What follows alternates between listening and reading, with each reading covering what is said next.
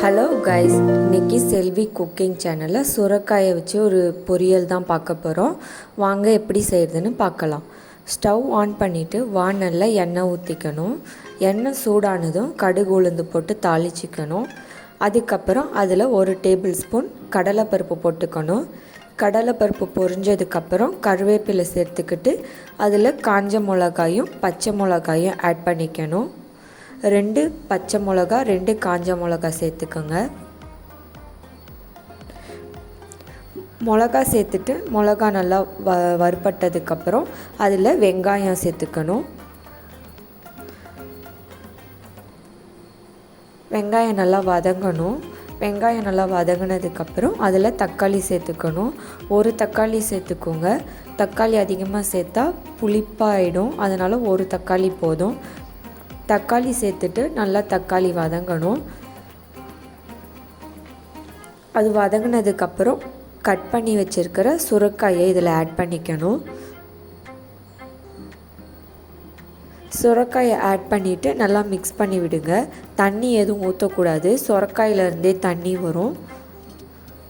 நல்லா கிண்டி விட்டுட்டு அதில் தேவையான அளவு உப்பு, அதுக்கப்புறம் மஞ்சள்தூள் 1/2 டேபிள் ஸ்பூன் சேர்த்துக்கோங்க. 1/2 டேபிள் ஸ்பூன் குழம்பு மிளகாய் தூள் சேர்த்துக்கோங்க. இதெல்லாம் சேர்த்துட்டு நல்லா கிண்டி விட்டுட்டு மூடி போட்டு வேக வைக்கணும்.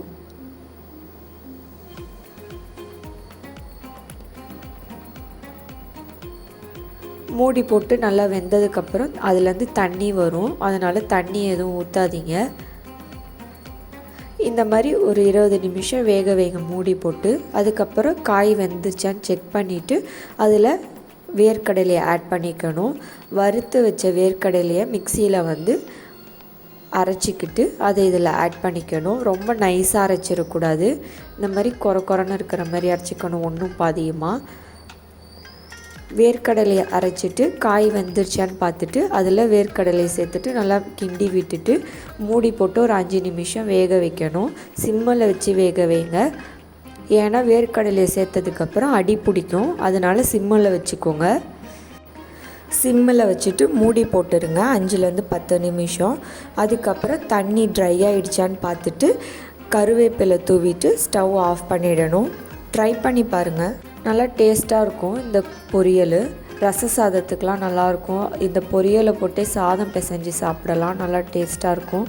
ட்ரை பண்ணி பாருங்கள், எப்படி இருக்குன்னு கமெண்ட் பண்ணுங்கள். மறக்காமல் செல்வி குக்கிங் சேனலுக்கு சப்ஸ்கிரைப் பண்ணிவிடுங்க. தேங்க்யூ.